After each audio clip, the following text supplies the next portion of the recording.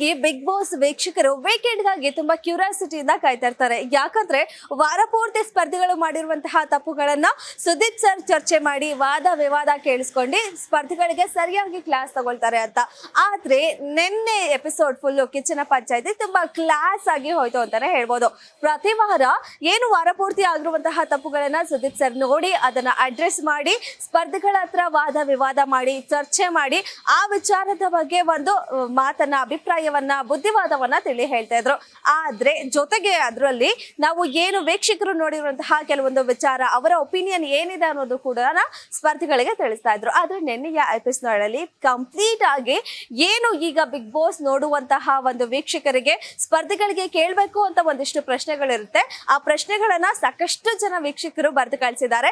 ಅದರಲ್ಲಿ ತುಂಬಾ ಕಾಮನ್ ಆಗಿರೋ ಒಬ್ಬ ಏನು ಸ್ಪರ್ಧಿಗೆ ಕೇಳುವಂತಹ ಒಂದು ಕಾಮನ್ ಆಗಿರೋ ಪ್ರಶ್ನೆನ ಆಯ್ಕೆ ಮಾಡಿ ಅದನ್ನ ನಿನ್ನೆಯ ಎಪಿಸೋಡ್ ಅಲ್ಲಿ ಪ್ರತಿಯೊಬ್ಬ ಸ್ಪರ್ಧಿಗೂ ಆ ಪ್ರಶ್ನೆಗಳನ್ನ ಕೇಳ್ತಾರೆ. ಹಾಗೆ ಅದಕ್ಕೆ ಉತ್ತರವನ್ನ ತಿಳ್ಕೊಳ್ತಾರೆ. ಜೊತೆಗೆ ಆ ಪ್ರಶ್ನೆ ಎಷ್ಟು ಸರಿ, ಆ ಪ್ರಶ್ನೆಗೆ ಮನೆಯವರ ಅಭಿಪ್ರಾಯ ಏನಿದೆ ಅನ್ನೋದನ್ನ ಕೂಡ ತಿಳ್ಕೊಳ್ತಾರೆ. ಅಂಡ್ ಮೊದಲನೇದಾಗಿ ನೋಡುತ್ತಾ ಹೋಗೋದಾದ್ರೆ ಅಭಿಷೇಕ್ ಹಾಗೆ ಸ್ಪಂದನಾಗೆ ಇಬ್ರು ಕೂಡ ನೀವು ಲಕ್ಕಲ್ಲಿ ಆಟ ಆಡ್ಕೊಂಡು ಬರ್ತಾ ಇದ್ದೀರಾ, ಲಕ್ಕಲ್ಲೇ ಇಲ್ಲಿವರೆಗೂ ಬಂದಿದ್ದೀರಾ ಅಂತ ಮನೆಯವರೆಲ್ಲ ಮಾತು ಕೂಡ ಆಗಿತ್ತು. ಅದೇ ರೀತಿ ಈ ಮಾತನ್ನ ನೀವು ಒಪ್ತೀರಾ ಅನ್ನೋದನ್ನ ಕೂಡ ಏನು ವೀಕ್ಷಕರು ಕೇಳಿದ್ದಾರೆ. ಇದಾದ ಮೇಲೆ ಏನು ರಜತ್ ಹಾಗೆ ಚೈತ್ರ ಅವರಿಗೂ ಕೂಡ ರಜತ್ ಅವರಿಗೆ ನೀವು ವೈಲ್ಡ್ ಕಾರ್ಡ್ ಎಂಟ್ರಿ ಮೂಲಕ ಬಂದಿದ್ದೀರಾ, ಮತ್ತೊಂದು ಚಾನ್ಸ್ ಸಿಕ್ಕಿದೆ ನಿಮಗೆ. ಸೊ ಇದ್ರೆ ನೀವು ಈ ಚಾನ್ಸ್ ಅನ್ನ ಉಪಯೋಗ ಮಾಡ್ಕೊಳ್ತಾ ಇಲ್ಲ, ಎಲ್ಲರಿಗೂ ಚಿಯರ್ ಮಾಡೋ ಲೀಡರ್ ತರ ಆಗಿದ್ದೀರಾ, ಇದಕ್ಕೆ ನಿಮ್ಮ ಅಭಿಪ್ರಾಯ ಏನು ಅಂತಾರೆ. ಬಟ್ ಇನ್ನು ಈಗಿನ ಮನೆಗೆ ಬಂದಿದ್ದೀನಿ, ಮಿಂಗಲ್ ಆಗಕ್ಕೆ ನನ್ನ ಆಟ ತೋರ್ಸಕ್ಕೆ ಟೈಮ್ ಇದೆ ಅನ್ನೋದು ಅವರ ಉತ್ತರವಾಗಿರುತ್ತೆ. ಜೊತೆಗೆ ಚೈತ್ರ ಅವ್ರಿಗೂ ಅಷ್ಟೇ ಕಳೆದ ಸೀಸನ್ ಅಲ್ಲಿ ಬರೀ ಉಸ್ತುವಾರಿ ಅಂತ ಮಾಡ್ಕೊಂಡೇ ಬಂದ್ರೆ ಯಾವ ಟಾಸ್ಕ್ ಅಷ್ಟಾಗಿ ಆಡಿರ್ಲಿಲ್ಲ. ಮತ್ತು ಈ ವಾರ ಮೊದಲ ವಾರದಲ್ಲೇ ತುಂಬಾ ಚೆನ್ನಾಗಿ ಟಾಸ್ಕ್ ಆಡಿದ್ದೀರಾ. ಸೊ ಏನ್ ತಿನ್ಕೊಂಡ್ ಬಂದ್ರಿ ಅನ್ನೋ ಒಂದು ತಮಾಷೆಯ ಪ್ರಶ್ನೆಯನ್ನ ಕೇಳಿರ್ತಾರೆ. ನೆಕ್ಸ್ಟ್ ಸೂರಜ್ ಹಾಗೆ ರಾಶಿಕ ಇಬ್ಬರಿಗೂ ಕೂಡ ಕಾಮನ್ ಆಗಿರೋ ಒಂದು ಪ್ರಶ್ನೆ, ಒಬ್ರು ಮೇಲೆ ಡಿಪೆಂಡ್ ಆಗಿದ್ದೀರಾ. ನಿಮ್ಮಿಬ್ರು ಆಟ ಒಬ್ರಿಂದ ಒಬ್ರಿಗೆ ಡ್ಯಾಮೇಜ್ ಆಗ್ತಿದೆ, ಒಬ್ರಿಂದ ಒಬ್ರು ಆಟ ಹಾಳಾಗ್ತಿದೆ. ಸೂರಜ್ಜಿಗೂ ನೀವು ಬಿಗ್ ಬಾಸ್ ಗೆಲ್ಲಕ್ ಬಂದಿದ್ದೀರಾ ಅಥವಾ ರಾಶಿಕಾ ಅವ್ರನ್ನ ಗೆಲ್ಲಕ್ ಬಂದಿದ್ದೀರಾ ಅನ್ನುವಂತಹ ಪ್ರಶ್ನೆಯನ್ನ ಕೇಳ್ತಾರೆ. ಅದಕ್ಕೆ ಅವರು ಪ್ರತಿ ವಾರ ಏನು ಸ್ಪರ್ಧಿಗಳೇ ಆತೆ ಮಾತನ್ನ ಹೇಳಿದಾಗ ಅವ್ರು ಸಮರ್ಥಿಸ್ಕೊಳ್ತಾರೋ ಅದೇ ರೀತಿ ನೆನೆನೂ ಕೂಡ ಅವರ ಪ್ರಶ್ನೆಗೆ ಆ ರೀತಿ ಏನಿಲ್ಲ ಅನ್ನೋ ಒಂದು ಉತ್ತರವನ್ನ ಕೊಡ್ತಾರೆ. ನೆಕ್ಸ್ಟ್ ಮಾಳು ರಕ್ಷಿತಾ ಅಂತ ನೋಡಿದ್ರು, ಮಾಳುಗೆ ಸಾಕಷ್ಟು ಜನ ಉತ್ತರ ಕರ್ನಾಟಕ ಜನ ಪ್ರೀತಿಯನ್ನ ತೋರಿಸ್ತಾರೆ. ಆ ಪ್ರೀತಿಗೆ ನೀವು ನ್ಯಾಯ ಒದಗಿಸ್ತಾ ಇದ್ದೀರಾ ಅನ್ನೋ ಒಂದು ಪ್ರಶ್ನೆನ ಕೇಳ್ತಾರೆ. ಅವ್ರ ಆಟ ನೋಡಿದ್ರೆ ಅದೇ ರೀತಿ ಅಷ್ಟು ಜನ ಅವ್ರನ್ನ ಸೇವ್ ಮಾಡ್ಕೊಂಡು ಉಳಿಸ್ಕೊಂಡ್ ಬರ್ತಿದ್ದಾರೆ. ಬಟ್ ಅವರು ಅವ್ರ ಆಟದಲ್ಲಿ ಏನೂ ಬದಲಾವಣೆ ಕೂಡ ಮಾಡ್ಕೊಂಡಿಲ್ಲ. ಅಂಡ್ ರಕ್ಷಿತಾ ಎಲ್ಲರಿಗೂ ನೀವು ಮಾಡಿದ್ ಸರಿ ಇಲ್ಲ, ಸ್ವಾರ್ಥಿ, ಸೆಲ್ಫಿಶ್ ಅನ್ನೋ ಮಾತಾಡ್ತಾರೆ. ಬಟ್ ನೀವು ಮಾತ್ರ ಗಂಟೆಗೊಂದ್ಸರಿ ಆಗಾಗ ನಿಮ್ಮ ಒಪಿನಿಯನ್ ಚೇಂಜ್ ಮಾಡ್ಕೊಳ್ತೀರಾ, ಅದು ಎಷ್ಟರ ಮಟ್ಟಿಗೆ ಸರಿ ಅನ್ನೋ ಒಂದು ಪ್ರಶ್ನೆಯನ್ನ ಕೇಳಿರ್ತಾರೆ. ಅದಕ್ಕೆ ಅವರು ಕನ್ಫ್ಯೂಷನ್ ಯಾವಾಗ್ಲೂ ಕೊಡೋ ರೀತಿ ಕನ್ಫ್ಯೂಷನ್ ಅಲ್ಲೇ ಆನ್ಸರ್ ಮಾಡ್ತಾರೆ. ಅಂಡ್ ರಘು ಅವರಿಗೆ ಇಷ್ಟು ದಿನ ಅಶ್ವಿನಿ ಅವ್ರ ಜೊತೆ ದೂರ ಇದ್ದಿ, ಜೋಡಿ ಟಾಸ್ಕ್ ಅಲ್ಲಿ ಜೋಡಿ ಆದ್ರೆ ಅದು ಟಾಸ್ಕ್. ಬಟ್ ಆದ್ರೆ ಇಷ್ಟು ದಿನ ಗಿಲ್ಲಿ ಅವ್ರ ಜೊತೆ ಕ್ಲೋಸ್ ಆಗಿದ್ದು ಯಾಕೆ ದೂರ ಆಗ್ತಿದ್ದೀರಾ? ಒಂದ್ ರೀತಿಯ ಜೋಡಿ ಇಡೀ ಕರ್ನಾಟಕ ಜನತೆಗೆ ತುಂಬಾನೇ ಇಷ್ಟ ಆಗಿತ್ತು. ಹಾಗಾಗಿನೇ ವಿಡಿಯೋಗಳನ್ನ ಕೂಡ ಬಿಗ್ ಬಾಸ್ ವೇದಿಕೆಯಲ್ಲೇ ಪ್ಲೇ ಮಾಡ್ತಾರೆ. ಜನರು ಆ ಜೋಡಿಯನ್ನ ಎಷ್ಟು ಇಷ್ಟಪಟ್ಟಿದ್ದಾರೆ ಅಂತ. ಬಟ್ ಈಗ ಜೋಡಿ ದೂರ ಆಗಿರೋದು ಜನರಿಗೂ ಕೂಡ ಬೇಜಾರಾಗಿರೋದ್ರಿಂದ ಈ ಪ್ರಶ್ನೆ ಕೇಳಿದ್ದಾರೆ. ಸೊ ರಘು ಅವರು ಅದು ನನ್ನ ವೈಯಕ್ತಿಕ ನಿರ್ಧಾರ ಅನ್ನೋ ಒಂದು ಮಾತನ್ನ ಹೇಳಿದ್ದಾರೆ. ಅಂಡ್ ಅಶ್ವಿನಿ ಅವ್ರಿಗೆ ತುಂಬಾ ವೈಲೆಂಟ್ ಆಗಿದೆ. ಈಗ ನೆಕ್ಸ್ಟ್ ವರ್ಷನ್ 2.0 ವರ್ಷನ್ ತುಂಬಾ ಸೈಲೆಂಟ್ ಆಗಿದ್ದೀರಾ, ಏನು ಈ ಕಾರಣ ಅಂತ ಕೇಳಿದ್ದಕ್ಕೆ ಇದು ನನ್ನ ನಿಜವಾದ ವ್ಯಕ್ತಿತ್ವ, ಆಟದ ಭರದಲ್ಲಿ ಎಲ್ಲೋ ನನ್ನ ವ್ಯಕ್ತಿತ್ವವನ್ನ ಕಳ್ಕೊಂಡಿದ್ದೀನಿ ಅಂತ ಈಗ ಇದು ನನ್ನ ನಿಜವಾದ ವ್ಯಕ್ತಿತ್ವ ಅಂತ ಹೇಳ್ಕೊಂಡಿದ್ದಾರೆ. ಬಟ್ ಆದ್ರೂ ಜಗಳ ಆಡ್ಬೇಕಾದ್ರೆ ಕೆಲವೊಂದ್ಸರಿ ತುಂಬಾ ರ್ಯಾಶ್ ಆಗಿಲ್ಲ ಮಾತಾಡ್ತಾರೆ. ಬಟ್ ಅಷ್ಟಾದ್ರೂ ಮಾಡ್ಲೇಬೇಕಿದೆ.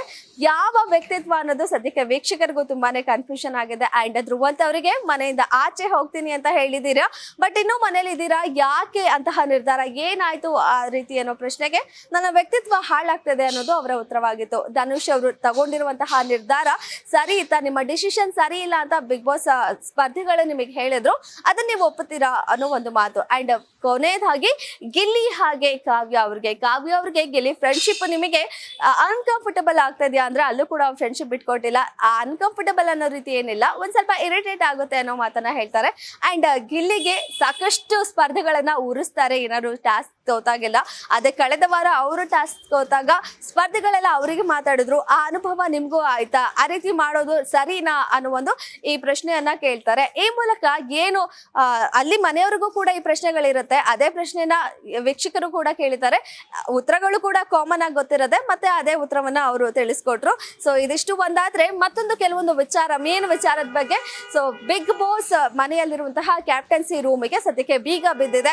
ಏನು ಕ್ಯಾಪ್ಟನ್ ರೂಮಿಗೆ ಯಾರು ಬೇಕಾದ್ರೂ ಹೋಗ್ಬೋದು, ಅದಕ್ಕೊಂದು ಆದ ಗೌರವ ಇದೆ, ಯಾರು ಬೇಕಾದ್ರೂ ಹೋಗ್ಬೋದು ಅನ್ನೋ ಕಾರಣಕ್ಕೆ ಅವರಿಗೆ ಒಂದು ಬುದ್ಧಿ ಕಲಿಸೋ ಒಂದು ವಿಚಾರಕ್ಕೆ ಸದ್ಯಕ್ಕೆ ಕ್ಯಾಪ್ಟನ್ ರೂಮಿಗೆ ಬೀಗ ಹಾಕಿದ್ದಾರೆ. ಮತ್ತೊಂದು ವಿಚಾರ ಅಂದ್ರೆ ರಜತ್ ಸುದೀಪ್ ಸರ್ಗೆ ಸಿಂಗ್ಯುಲರ್ ಏಕವಚನದಲ್ಲಿ ಮಾತಾಡ್ತಾರೆ ಅಂತ. ಬಟ್ ಆ ವಿಡಿಯೋದಲ್ಲಿ ತುಂಬಾ ಕ್ಲಿಯರ್ ಆಗಿ ಗೊತ್ತಾಗುತ್ತೆ ಮಾಡಿರ್ತಾರೆ ಅನ್ನೋ ಒಂದು ಬಹುವಚನದಲ್ಲೇ ಬರುತ್ತೆ. ಬಟ್ ಅದು ಸುದೀಪ್ ಸರಿಗೆ ಕೇಳಿಸಿಲ್ವೋ ಅಥವಾ ಟೀಮಿಗೆ ಕೇಳಿಸಿಲ್ವೋ ಏನೋ ಅದು ಅರ್ಥ ಆಗ್ತಿಲ್ಲ. ಬಟ್ ನೋಡುವಂತಹ ವೀಕ್ಷಕರಿಗಂತೂ ತುಂಬಾ ಚೆನ್ನಾಗಿ ಕಾಣಿಸಿದೆ. ಅವರು ಬಹುವಚನದಲ್ಲೇ ಮಾತಾಡಿದ್ದಾರೆ, ಎಲ್ಲೂ ಕೂಡ ಏಕವಚನ ಬಳಸಿಲ್ಲ ಅಂತ. ಬಟ್ ಯಾಕೆ ಅದು ಆ ರೀತಿ ಪೋರ್ಟ್ರೇಟ್ ಆಗಿ ಸುದೀಪ್ ಸರ್ ಕೂಡ ಅದನ್ನ ಅವರು ಹೇಳಿದನ್ನ ಅಗ್ರಿ ಮಾಡದೆ, ಇಲ್ಲ ಅವ್ರು ಏಕವಚನದಲ್ಲೇ ಮಾತಾಡಿದ್ದಾರೆ ಅನ್ನೋ ಒಂದು ಟಾಪಿಕ್ ವಿಚಾರವಾಯ್ತೋ ಗೊತ್ತಿಲ್ಲ. ಬಟ್ ಅದಂತೂ ಸಾಕಷ್ಟು ಚರ್ಚೆಗೆ ಕಾರಣವಾಯ್ತು.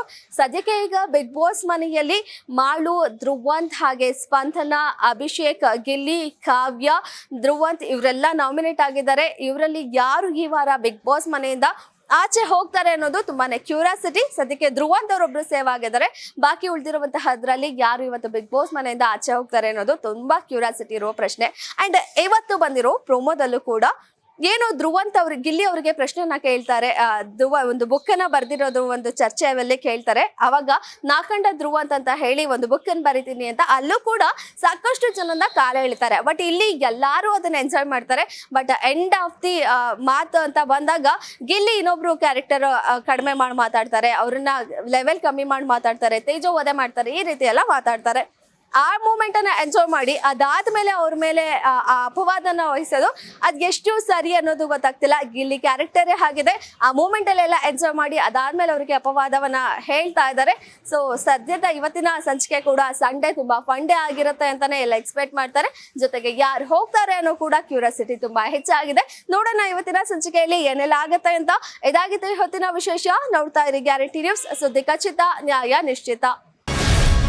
ಗ್ಯಾರಂಟಿ ನ್ಯೂಸ್, ಸುದ್ದಿ ಖಚಿತ, ನ್ಯಾಯ ನಿಶ್ಚಿತ.